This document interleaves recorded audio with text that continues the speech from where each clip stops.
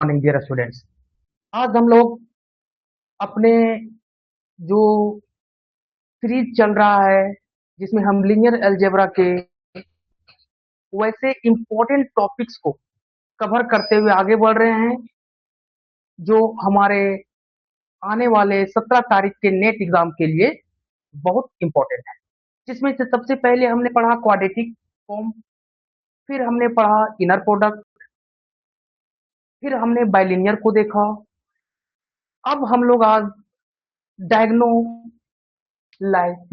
को देखेंगे। सभी इंपॉर्टेंट टॉपिक्स में से एक ये भी है डायगोनलाइजेशन।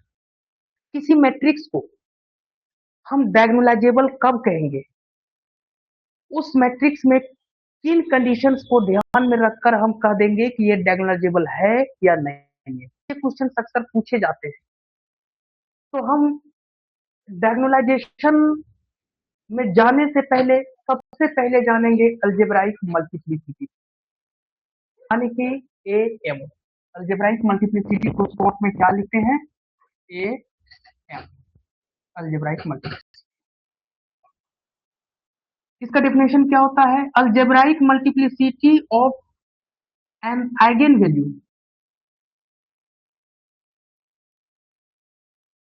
algebraic multiplicity of an eigenvalue is the number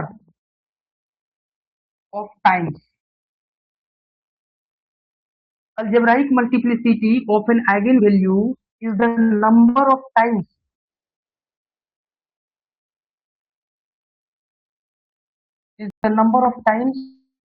of appearance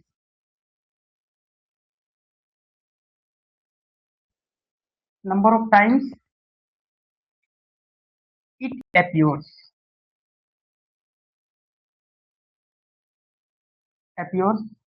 as the root of the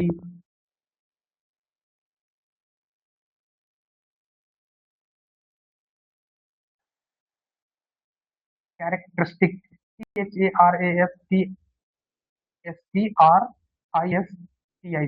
characteristic equation।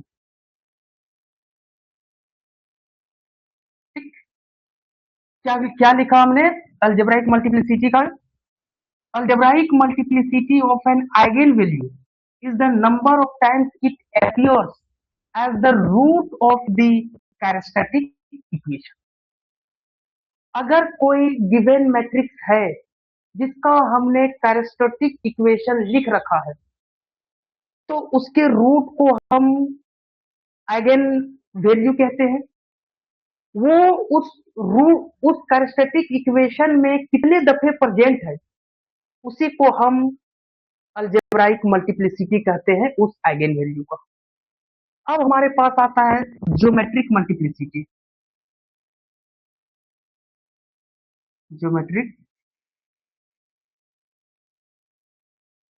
Geometric multiplicity यानी कि जीएम। ज्योमेट्रिक मल्टीप्लिसिटी किसको कहते हैं?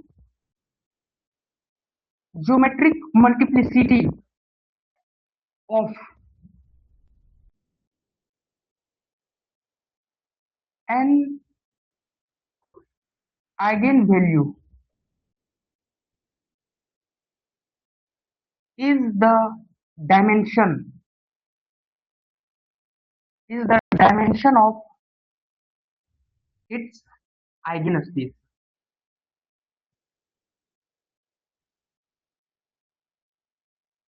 किसी भी आइगन वैल्यू का ज्योमेट्रिक मल्टीप्लिसिटी क्या कहलाता है? उसके आइगन स्पेस का डायमेंशन। आप ये हम मान के चलते हैं कि आपने वेक्टर स्पेस में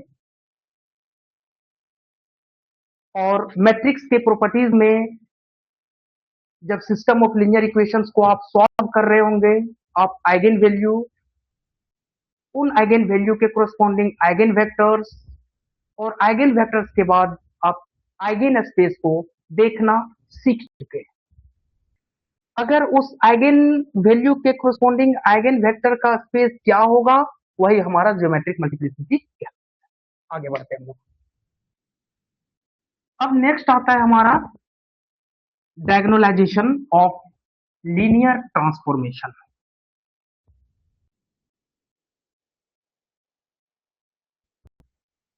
ठीक है,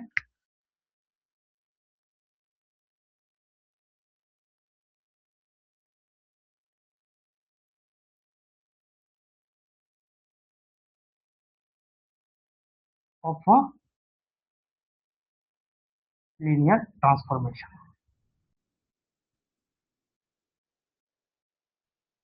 और अ mapping.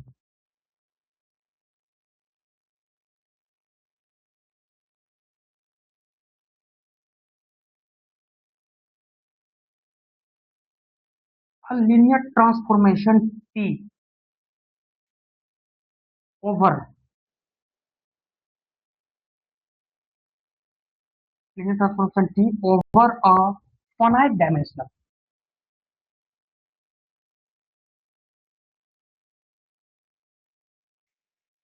over a finite dimensional vector space V is said to be is said to be diagonalizable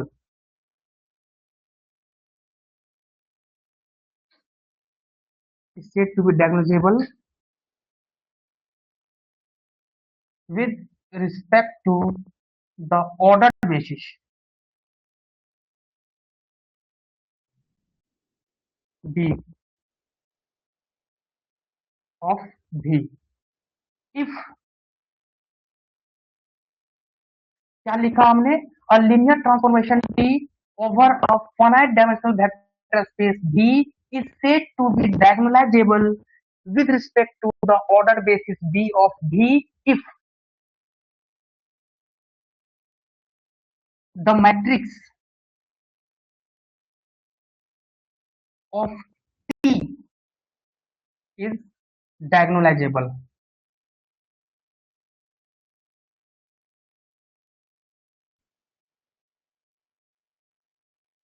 बस क्या लिखा हमने कि चूंकि डायगोनलाइजेबल हम डायगोनलाइजेशन चेक करने जा रहे हैं किसी मैट्रिक्स का, और लीनियर अलजेब्रा में आपको डायरेक्ट मैट्रिक्स हो सके दिखे या हो सके वो लीनियर ट्रांसफॉर्मेशन के रूप में दिखे। ठीक है, तो उस लीनियर ट्रांसफॉर्मेशन से हमको मैट्रिक्स प्राप्त करना है। हम लोग देखेंगे, अभी क्वेश्चन बनाएंगे, इसका क्लियर हो जाएगा कि अगर एक लीनियर ट्रांसफॉर्मेशन लीनियर मैपिंग दिया गया है तो हम उस मैपिंग से, उस लीनियर ट्रांसफॉर्मेशन से बेसिस की मदद से मैट्रिक्स कैसे बनाएंगे और फिर उस मैट्रिक्स को चेक करके बताएंगे डायगोनलाइजेबल है या नहीं है। अगर उसका मैट्रिक्स डायगोनलाइजेबल हो गया तब हम कहेंगे कि वो given linear transformation diagonalisable.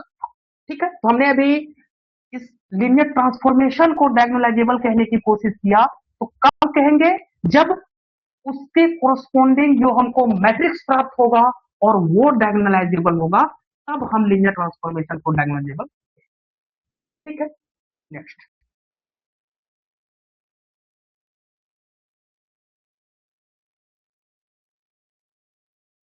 डायगोनलाइजेशन, diagonalization of a matrix. Diagonalization of a matrix क्या होता है? A n cross n matrix A is said to be diagonalizable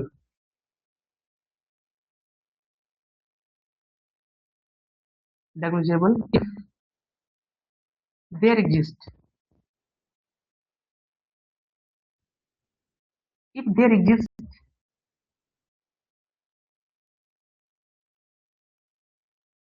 a non-singular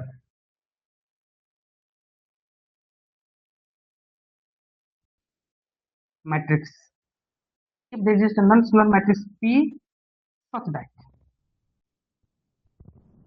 P inverse AP equal to D, where D is is a diagonal matrix.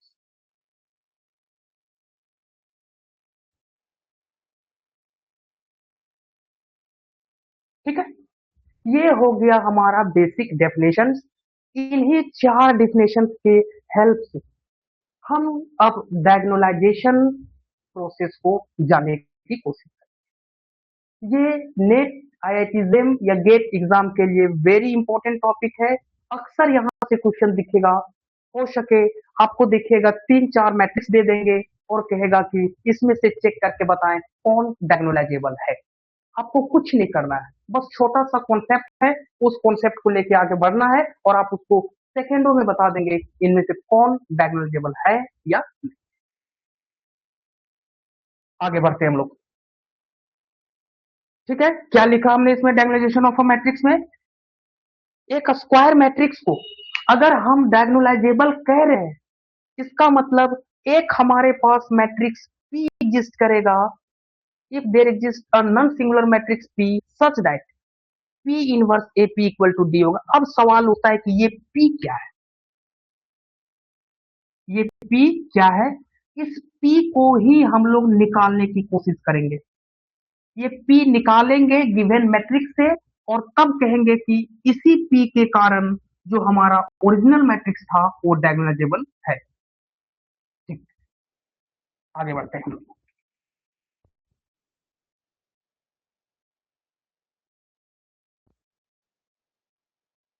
अब यहाँ कुछ हम लोग example लेते हैं जिसमें इन्हीं कॉन्सेप्ट को हम लोग क्लियर करने की कोशिश करेंगे। सबसे पहले जानेंगे अलजेब्राइक मल्टीप्लिसिटी और ज्योमेट्रिक मल्टीप्लिसिटी। हर एक क्वेश्चन में आपको अगर चेक करना हो कि ये डायगोनलाइजेबल है या नहीं, तो आपको एएम जीएम पर ही काम करना पड़ेगा। ठीक, एक क्वेश्चन लेते हैं हम लोग, एक क्वेश्चन लेते हैं।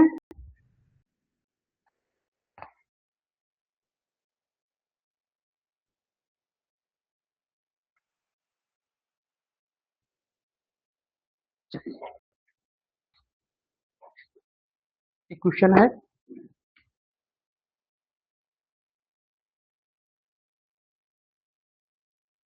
Find the eigen values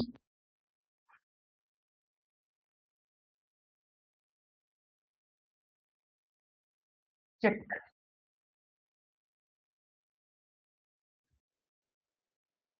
whether the linear transformation is diagonalizable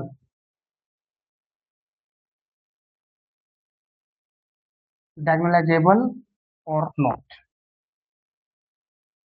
एक लीनियर ट्रांसफॉर्मेशन हम लोग लिखते हैं और हम इसको चेक करेंगे कि ये डायगोनलाइजेबल है या नहीं। क्या है linear transformation? T X Y equal to हमारे पास है x plus 2y coma 3x plus 2y। ये एक लीनियर ट्रांसफॉर्मेशन दिया गया है, हमको इसे चेक करके दिखाना है कि ये डायगोनलाइजेबल है या नहीं। अच्छा, जब भी कोई लीनियर ट्रांसफॉर्मेशन दिया गया हो और उसमें बेसिस का जिक्र ना हो तो हम उसके स्टैंडर्ड बेसिस को ले लेते हैं। लेट बी इक्वल टू 1 0 0 1, ये इसका स्टैंडर्ड बेसिस है। अब अगर लीनियर ट्रांसफॉर्मेशन को हम मैट्रिक्स के रूप में लिखना चाहते हैं तो क्या प्रोसेस है? हर एक बेसिस को बारी बारी से यहाँ पुट करेंगे और उसके कोऑर्डिनेट वेक्टर को लिखने की कोशिश करेंगे। क्या लिखेंगे हम? t1 0, इस जगह पर 1 0 पुट करेंगे तो यहाँ राइट साइड में क्या देगा? यहाँ 1 0, यहाँ 1, यहाँ 0 आने के हमारे पास वेक्टर आ जाएगा 1 3। अब इसको हम इस वेक्टर को इसी बेसिस के लीनियर कॉम्बिनेशन में जब लिखेंगे तो हमारे पास आगे कोफिशिएंट में आ जाएगा 1 1 0 प्लस 3 0 1। ठीक है, तो हो गया पहले बेसिस, बेसिस के पहले एलिमेंट के कोरस्पॉन्डिंग ये इसके 1 और 3 क्या हो जाएगा? कोऑर्डिनेट वेक्टर होगा। अब हम 2 0 1 एलिमेंट को अगर लिखे यहाँ पुट करें तो क्या आएगा, 0 पुट करेंगे, यहाँ 1 यानी कि 2, फिर इसको इन्हीं बेसिस के लीनियर कॉम्बिनेशन में लिखेंगे तो क्या इसका आएगा, कोफिशिएंट क्या लेंगे, 1,0 वेक्टर का 2 और 0,1 वेक्टर का 2 भी आएगा। अब इन्हीं कोऑर्डिनेट को हम कॉलम में जब लिख देते हैं तो वही हमारा रिक्वायर्ड मैट्रिक्स होगा, देयरफॉर A इक्वल टू 1 3 2, ये हो गया मैट्रिक्स। इस लीनियर ट्रांसफॉर्मेशन को मैट्रिक्स के फॉर्म में लिखे with respect to the standard basis तो हमें ये प्राप्त होता है। अब इस मैट्रिक्स को चेक करना है कि ये डायगोनलाइजेबल है कि नहीं। अगर ये मैट्रिक्स डायगोनलाइजेबल हो गया तब हम कहेंगे ये लीनियर ट्रांसफॉर्मेशन भी डायगोनलाइजेबल है। चेक करते हैं इसके 2x2 मैट्रिक्स को या 3x3 मैट्रिक्स को या और भी बड़े ऑर्डर के मैट्रिक्स हैं उनको चेक करने का सबसे आसान तरीका कि आप इसके आइगन वैल्यू को निकालें। आइगन वैल्यू के आधार पर हम डिसाइड करेंगे कि ये डायगोनलाइजेबल होगा कि नहीं। लिखते हैं ये बराबर इतना दिया गया। अब हम इसका the characteristic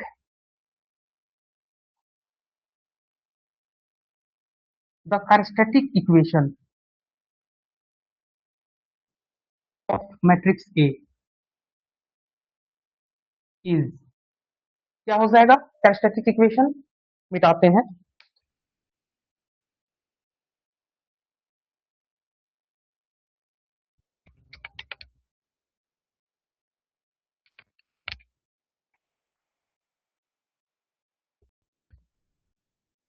A minus lambda I का mod equal to 0, characteristic equation इसे ही निकालते हैं।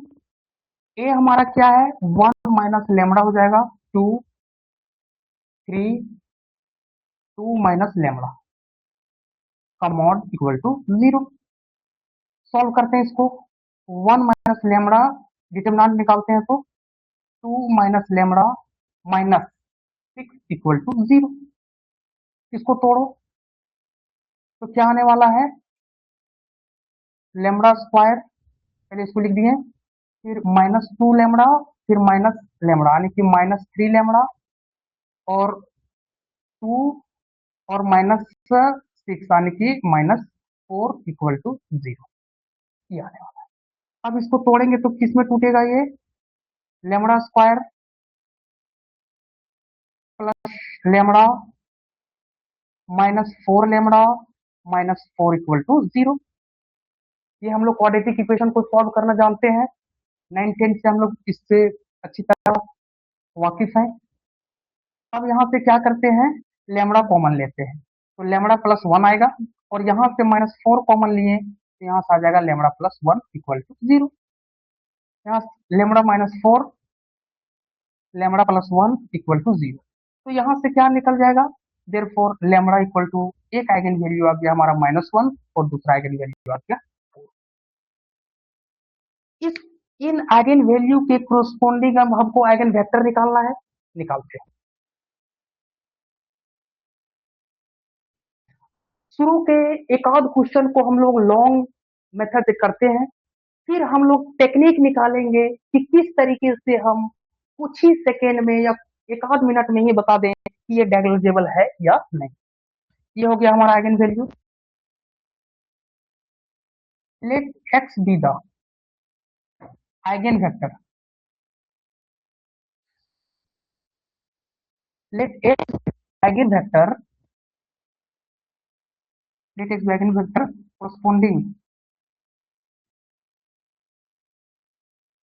corresponding to the eigen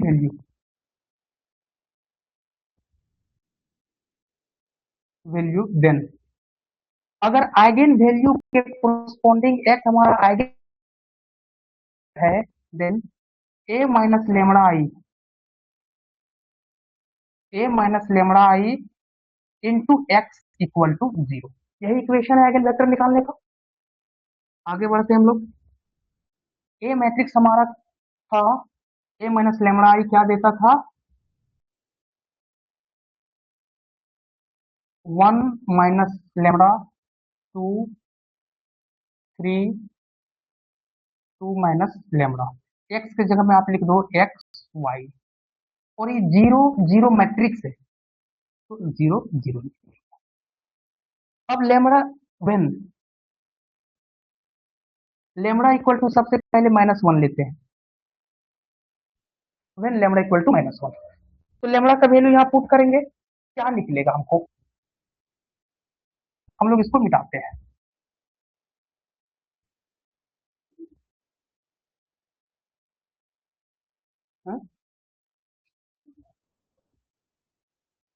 late X be the eigen vector corresponding to the eigen value। अगर आप चाहें तो यहाँ लेमड़ा लिख सकते हैं, आइगन वैल्यू लेमड़ा। देन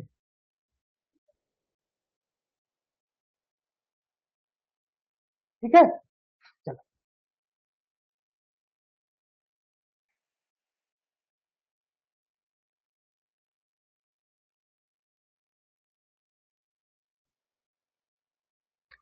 जब हम लेमड़ा का वैल्यू -1 यहाँ पुट करते हैं तो मैट्रिक्स हमारा क्या देता है, 1 -1 आने की 2, इसको 2 लिखते हैं, फिर यहाँ देगा 2, और यहाँ 3, और फिर यहाँ भी 3, एक्स वाई 0 0।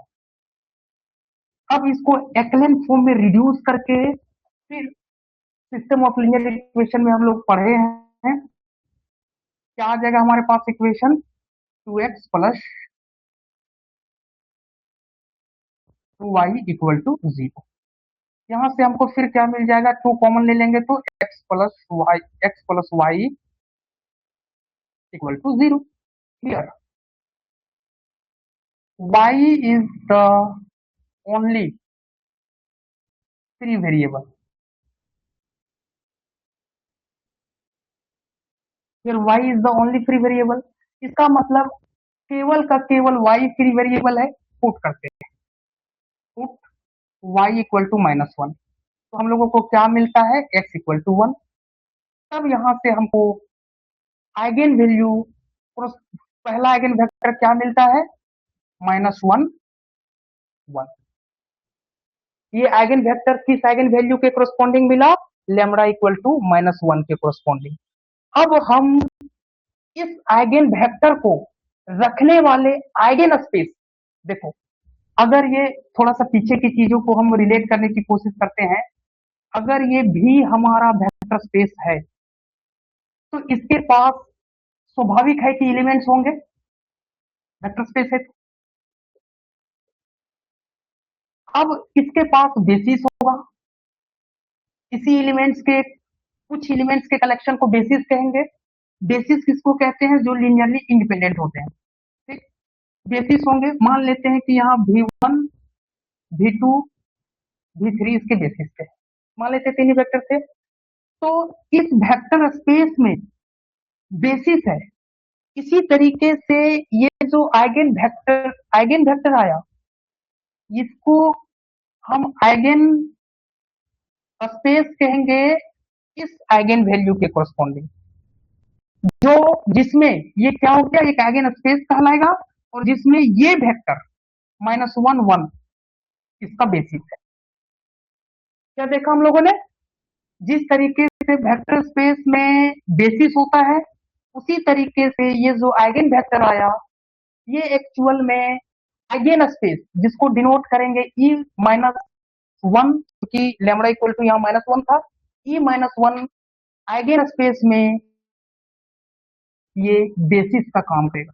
इसी तरीके से अब हम लोग पुट करते हैं लेमड़ा इक्वल टू 4, अगला आइगन वैल्यू आया था लेमड़ा इक्वल टू 4, मिटाते हैं हम लोग।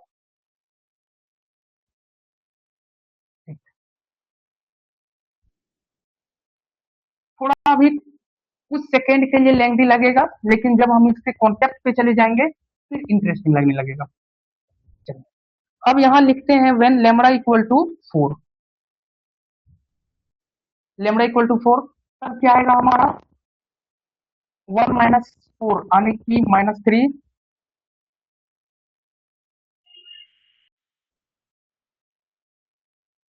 और 2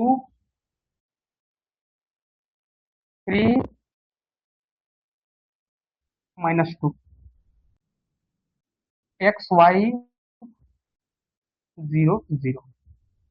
इसको सॉल्व करते हैं हम लोग। तो कुछ नहीं करना है, सिर्फ इसको जोड़ देंगे तो सेकेंड रो जीरो हो जाएगा, यानी कि हमारे पास इक्वेशन आ रहा है -3x + 2y = 0। यहाँ हियर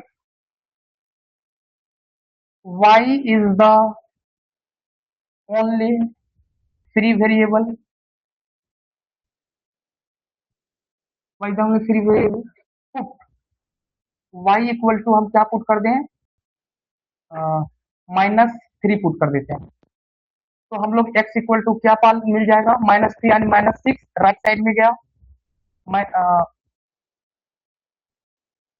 नहीं प्लस सिर्फ 3 पुट करते हैं तो क्या मिलता है, 3 6 हो गया, राइट साइड में गया -3, माइनस माइनस कट गया 2।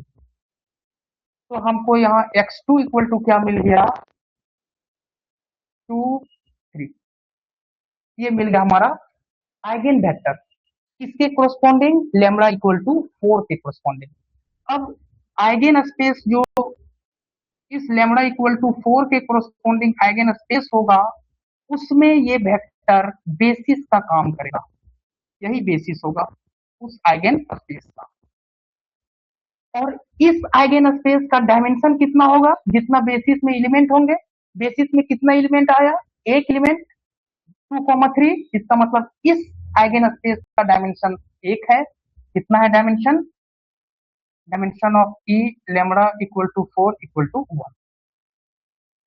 इसका डायमेंशन कितना आ गया, 1। इससे पहले वाला जो आइगन स्पेस था उसका भी डायमेंशन कितना था, 1, क्योंकि उसके आइगन स्पेस में के बेसिस में एक ही एलिमेंट था।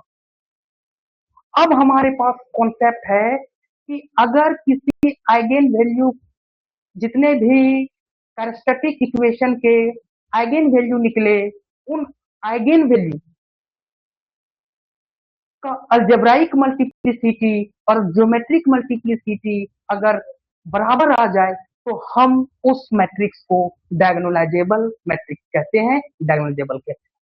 तो यहाँ हम लोगों को क्या मिला, यहाँ हम लोगों को मिला, अगर एक टेबल बनाते हैं, यहाँ लिखते हैं लैम्बडा, यहाँ लिखते हैं ज्योमेट्रिक मल्टीप्लिसिटी, यहाँ लिखते हैं अलजेब्राइक मल्टीप्लिसिटी। दो आइगन वैल्यू थे हमारे,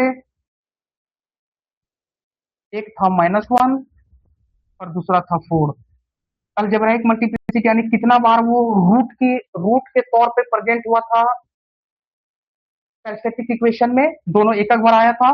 दोनों के आइगन स्पेस का डायमेंशन कितना आया, 1 1 आया। इसका मतलब am = gm इस आइगन वैल्यू के कोरस्पॉन्डिंग, और इस आइगन वैल्यू के corresponding am = gm। Hence t is diagonalisable.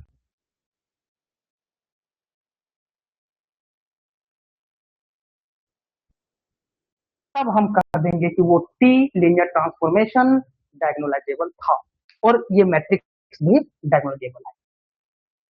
यहां से अब हम आपको एक क्वेश्चन देते हैं, उन क्वेश्चंस को आप चेक करना सीखेंगे कि कौन डायगोनलाइजेबल है या नहीं। ठीक है, यहां तक आप नोट करें।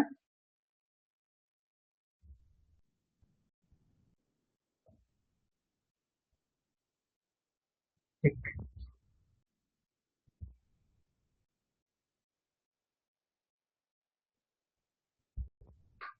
2x2 मैट्रिक्स को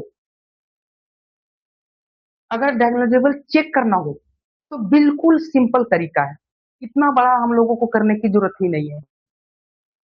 उसका छोटा सा ट्रिक है, हम उसकी मदद से कर देंगे। सेकेंड लगेंगे मात्र 5-10 सेकेंड में कंप्लीट कर देंगे कि 2x2 मैट्रिक्स डायगोनलाइजेबल है या नहीं। अगर 3x3 3x3 का हो तो आपको कुछ इसके प्रॉपर्टीज को ध्यान में रखकर सोचना पड़ेगा कि ये डायगोनलाइजेबल होगा कि नहीं होगा। एक हम देते हैं कॉन्सेप्ट।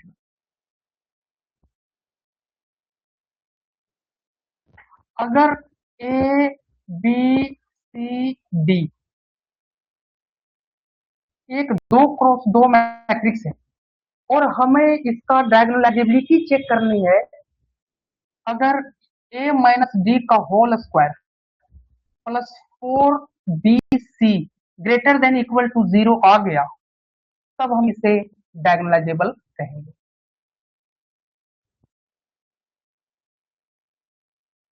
डायगोनलाइजेबल, बस इतने से हमको चेक कर देना है, उतना हमको आइगन वैल्यू आइगन वेक्टर निकालने की जरूरत नहीं है।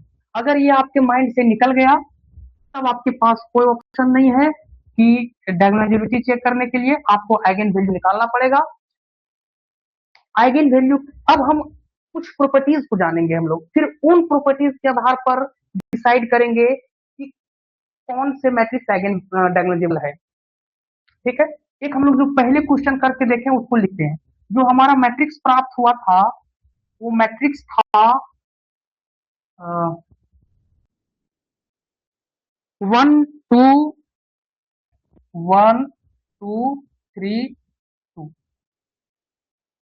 इससे हम चेक करके देखते हैं कि क्या ये डायगोनलाइजेबल है या नहीं। a माइनस डी यानी कि वन माइनस टू का whole square plus 4b c यानी कि b यानी कि 2c3। देखते हैं क्या आया, 1 - 1 1 - 1 का स्क्वायर यानी कि 1 प्लस 24 यानी कि आगे कितना हमको 25 हम लोग को प्राप्त हुआ, और ये 0 के बराबर और बड़ा है, एकदम टोटली बड़ा है। ठीक है, इसका मतलब ये क्या हो गया, डायगोनलाइजेबल।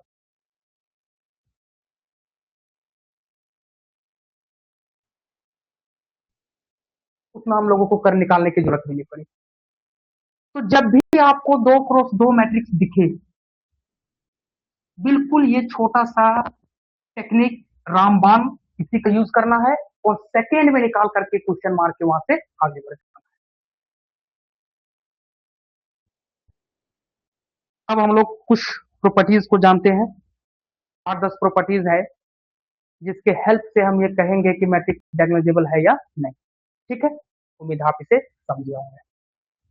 एक दो क्वेश्चन और देते हैं, आप उसको घर पे बना के रखेंगे। ठीक है, आप बनाएंगे और आंसर क्या आएगा आप उसे कमेंट भी करेंगे। पहला question, A equal to 1 2 3 2, B 2 4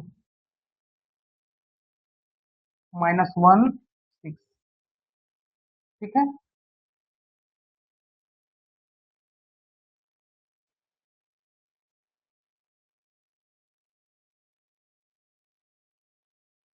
और ये अभी 2 क्रॉस 2 मैट्रिक्स का है। एक और देते हैं, सी इक्वल टू 3 - 13 1 - 3। आप इसको सॉल्व करेंगे। नेक्स्ट आता है,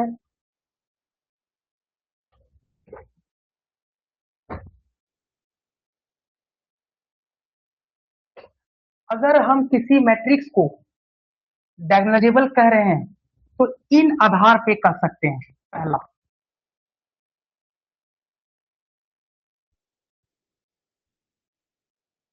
if A is n × n matrix,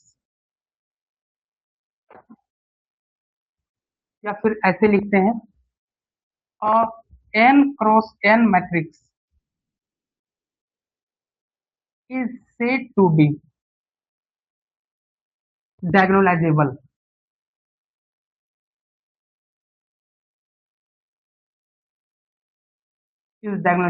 if am equal to vm।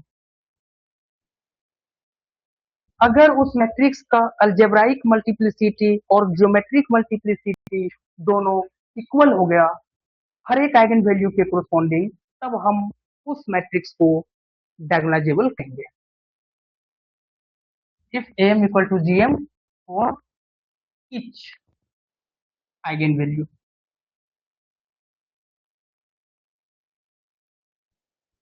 हर एक आइगन वैल्यू के कॉरस्पॉन्डिंग। ठीक है, दूसरा कॉन्सेप्ट,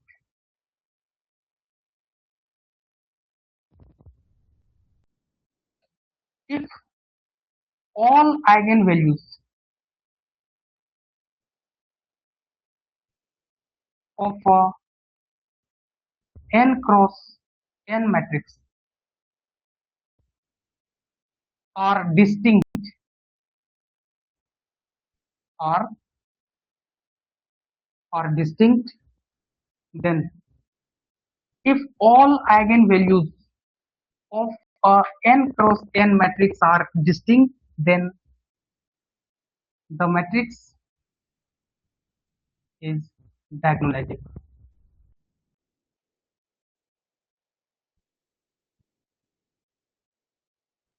ठीक है, दूसरा कॉन्सेप्ट क्या बोला कि अगर हम मैट्रिक्स के आइगन वैल्यू को निकालते हैं और सभी आइगन वैल्यू डिस्टिंक्ट आ गए, अलग अलग आ गए, यानी कि लेमड़ा इक्वल टू 1 2 -1 3 इस टाइप का कुछ आ गया, ऐसा नहीं आना चाहिए। ऐसा नहीं आना चाहिए कि लेमड़ा इक्वल टू 1 1 दो बार रिपीट कर जाए। फिर हम जैसे ही दो बार रिपीट कर दिया कोई भी आइगन वैल्यू, फिर हम इस आइगन वैल्यू के कोरस्पॉन्डिंग आइगन वेक्टर में जाके ये डिसाइड कर पाएंगे कि ये डायगोनलाइजेबल होगा या नहीं। लेकिन अगर आइगन वैल्यू ही डिस्टिंक्ट आ गए तो फिर हमें आइगन वेक्टर निकालने की जरूरत ही नहीं है, उस स्टेप से वहां हमारा टाइम बच जाएगा। ठीक, आगे बढ़ते हैं हम लोग। ये हो गया सेकेंड पॉइंट। थर्ड पॉइंट क्या लिखेंगे, आइगन वैल्यू के कोरस्पॉन्डिंग अगर आइगन वेक्टर हमारे लिनियरली इंडिपेंडेंट प्राप्त होते हैं तब हम कहेंगे कि ये मैट्रिक्स हमारा क्या है, डायगोनलाइजेबल है। Eigen vector, eigen vectors corresponding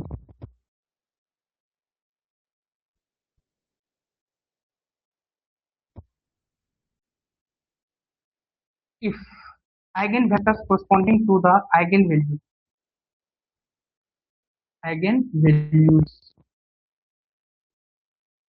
are linearly independent,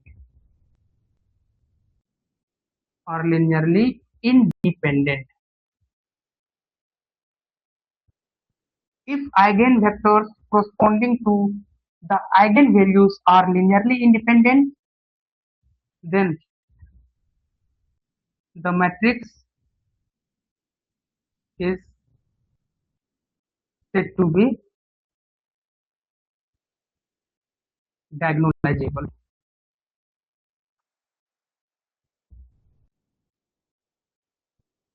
ठीक है, ये हो गया हमारा थर्ड पॉइंट। फोर्थ पॉइंट क्या बोला, ये लिनियरली इंडिपेंडेंट से आप बिल्कुल परिचित होंगे वेक्टर स्पेस में, हम उसमें नहीं जाएंगे अभी। बस ये जान लेना है कि अगर मान लिया जाए v1 v2 v3 ये तीन वेक्टर है हमारे पास, ठीक है, और इन्हें हमें लिनियरली इंडिपेंडेंट दिखाना है, तो क्या करते हैं, इसके आगे कोफिशिएंट को गुणा करके इन सबको ऐड करते हैं और जीरो के इक्वल करते हैं। और अगर ये लिनियरली इंडिपेंडेंट है तो ये जीरो तभी देगा जब इसके सभी कोफिशिएंट जीरो के बराबर हो, यानी कि that is a equal to b equal to c equal to zero होनी चाहिए। आप इस कॉन्सेप्ट से परिचित हैं, कैसे लिनियरली इंडिपेंडेंट चेक करते हैं। चलिए आगे बढ़ते हैं। नेक्स्ट पॉइंट, फोर पॉइंट क्या लिखेंगे हम लोग, अगर a is diagonalizable,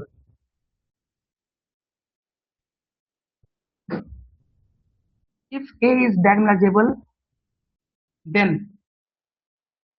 a inverse if exists, अगर एक कोई मैट्रिक्स डायगोनलाइजेबल है तो उसका इनवर्स लेकिन एग्जिस्ट करेगा तब हम इनवर्स की बात करेंगे। अगर ये सिंगुलर मैट्रिक्स रहा तो उसका इनवर्स एग्जिस्ट नहीं करेगा, इसलिए हमने लिखा कि if is also diagonalisable.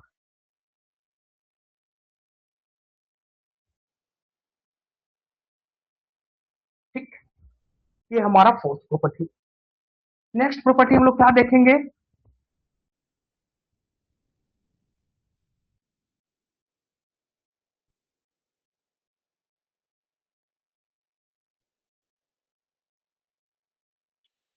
Fifth property में हम लोग क्या देखेंगे कि if A square is diagonalizable then A need not. अगर ए स्क्वायर एक डायगोनलाइजेबल मैट्रिक्स है तो ए हो जाए डायगोनलाइजेबल, इसकी कोई गारंटी नहीं है। एग्जांपल के लिए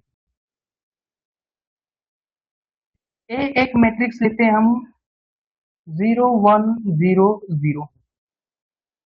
ए स्क्वायर निकालते हैं। ए स्क्वायर इक्वल टू हम लोग जानते हैं ए इंटू ए दो बार इसको मल्टीप्लाई करेंगे तो क्या देगा? 0 1 0 0, फिर 0 1 0 0। ये क्या देने वाला है? First row first column 0, first row second column 0 0 0। ये क्या दे दिया? एक जीरो मैट्रिक्स दे दिया। और जीरो मैट्रिक्स डायगोनलाइजेबल होता है। ठीक है, जीरो मैट्रिक्स क्या होता है? डायगोनलाइजेबल होता है। अगर आपको इसको चेक करना है कि है ये डायगोनलाइजेबल कि नहीं, तो अभी हमने जो नोट में करके टेक्निक बताया था कि a माइनस डी का whole square plus 4bc greater than equal to 0 होना चाहिए। यहाँ से हम सेकेंड में चेक कर देंगे। 0 - 0 0, 0 का स्क्वायर 0, यहाँ 0 आ गया, प्लस 4 0 इंटू 0 0 यानी कि 0 इक्वल टू 0। ये 0 के बराबर और बड़ा आ गया ना, इसका मतलब ये हमारा डायगोनलाइजेबल। ठीक है, इस टेक्निक से हम सेकेंड में हम लोग चेक करेंगे। बिल्कुल दो क्रॉस दो मैट्रिक्स में इसके अलावा और आपके दिमाग में कुछ चलना ही नहीं चाहिए इस टेक्निक के अलावा। हमने बोले यहाँ क्या देखा कि एक हम मैट्रिक्स लिए ए, उसका स्क्वायर किए। देखिए स्क्वायर डायगोनलाइजेबल है, लेकिन अब हम एक को चेक करते हैं कि क्या ये डायगोनलाइजेबल है। तो इस ए को भी इसी टेक्निक से हम चेक करेंगे तो क्या आता है देखते हैं। 0 - 0 का होल स्क्वायर प्लस 4,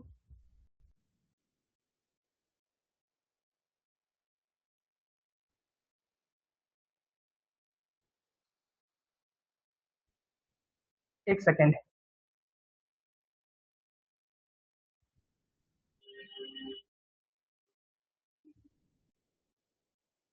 ये शायद दूसरा एग्जाम्पल लेना होगा क्या?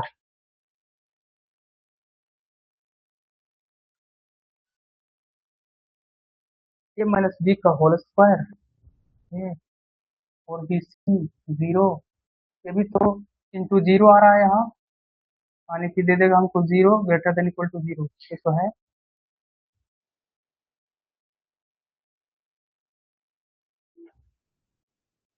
देखते हैं कुछ।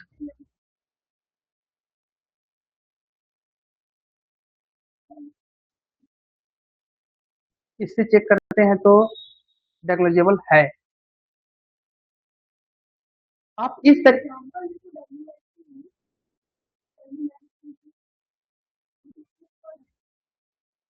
अच्छा अगर हम लोग इसको दूसरे तरीके से चेक करते हैं तो क्या ये डायगोनलाइजेबल है? अगर हम इसके आइगन वैल्यू निकाल कर चेक करते हैं तो क्या आता है? ये डायगोनलाइजेबल है या नहीं? तब फिर हम ये जो टेक्निक लेके चले हैं इसको देखेंगे कि ये कहाँ तक सही है। अभी तो ये डायगोनलाइजेबल है, लेकिन तुरंत हम लोग उसको उस तरीके से चेक करते हैं। देखते हैं आइगन वैल्यू जिसके तो lambda 1 equal to 0, lambda 2 equal to 0, क्योंकि ये डायगोनल मैट्रिक्स है। डायगोनल मैट्रिक्स के जो डायगोनल के एलिमेंट होते हैं वही आइगन वैल्यू होते हैं। अब इन आइगन वैल्यू के कोरस्पॉन्डिंग अगर हम आइगन वेक्टर निकालते हैं, यानी कि a माइनस लेमड़ा आई करके एक्स वाई का वैल्यू निकालते हैं, X equal to 0, eigen space का भी डायमेंशन हमारा 2 आना चाहिए, ए एम जी एम बराबर आना चाहिए।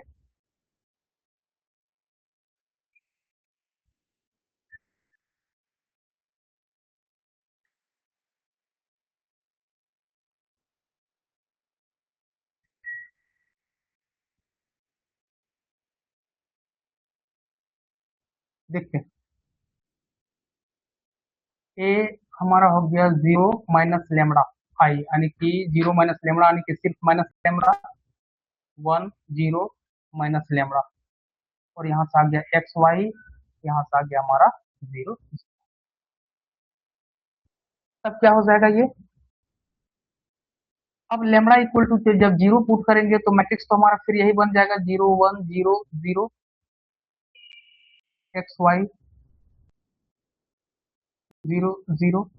यहाँ से हमारे पास क्या आ जाएगा, सिर्फ y equal to 0। Free variable हमारा x बच गया, तो यहाँ x हमारा फ्री वेरिएबल है, x का वैल्यू हम पुट कर सकते हैं जो चाहे वो। इसका मतलब इसका डायमेंशन क्या हो जाएगा हमारे पास, जो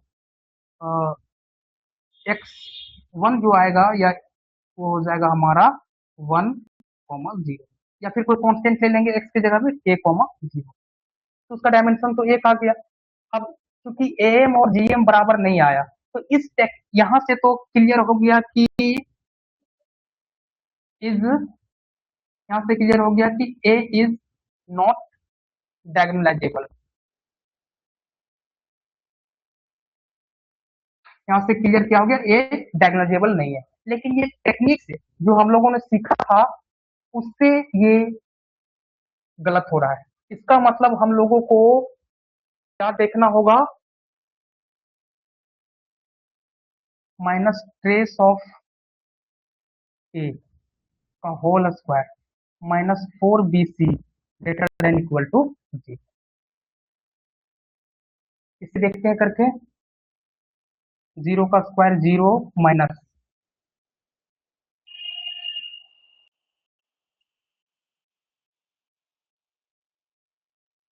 ये एक सेकेंड,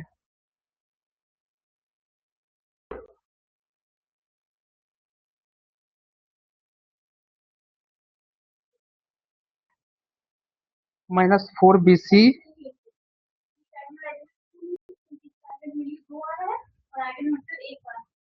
यहाँ तक तो ठीक है, लेकिन ये छोटा वाला टेक्निक से हम कैसे कहेंगे,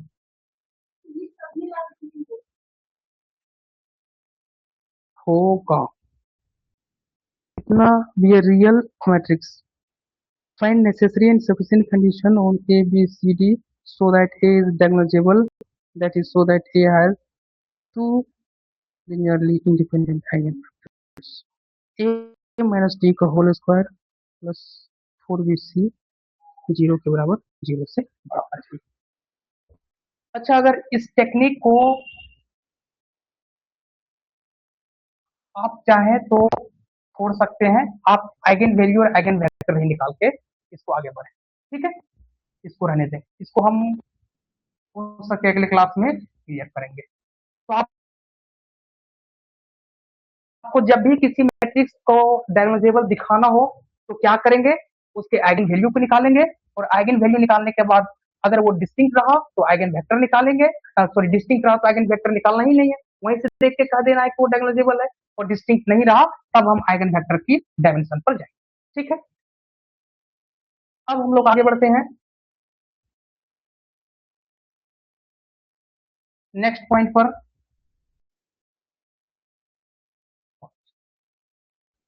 6 पॉइंट क्या हुआ कि if A and B are diagonalisable,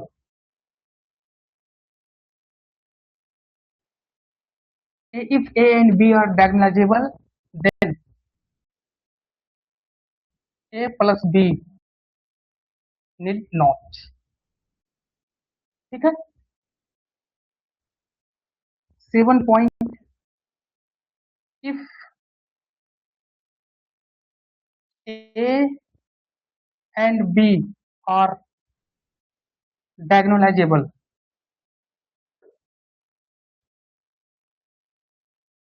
then AB need not.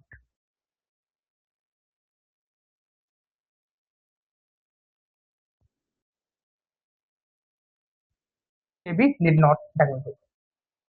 ये 7 पॉइंट हो गए। इन 6-7 पॉइंट को आप याद रखेंगे और आपको इन्हीं पॉइंट की हेल्प से डिसाइड करना है कि कोई मैट्रिक्स हमारा डायगोनलाइजेबल है या नहीं। ऐसा नहीं है कि हर एक इन्वर्टिबल मैट्रिक्स डायगोनलाइजेबल हो, ऐसी बात नहीं है। हमने इससे पहले कहा था कि अगर ए डायगोनलाइजेबल है तो ए का इन्वर्स डायगोनलाइजेबल होगा, अभी वो एग्जिस्ट करता है। लेकिन ऐसा नहीं है कि हर एक इन्वर्टिबल मैट्रिक्स डायगोनलाइजेबल हो।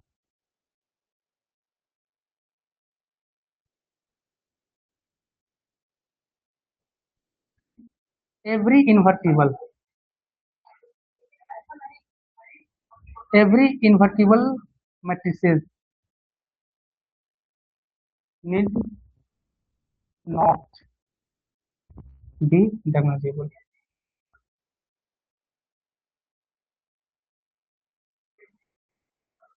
ठीक है, आप इसका एग्जांपल ढूंढेंगे कि अगर इन्वर्टिबल मैट्रिक्स हो तो कोई जरूरी नहीं है कि वो डायगोनलाइजेबल हो ही जाए। तो आज हम लोग अपने क्लास को यही समाप्त करते हैं। आप कल का एग्जाम जाएं, नेट का एग्जाम लिखें। आपको शुभकामनाएं, आपका रिजल्ट बेहतर हो।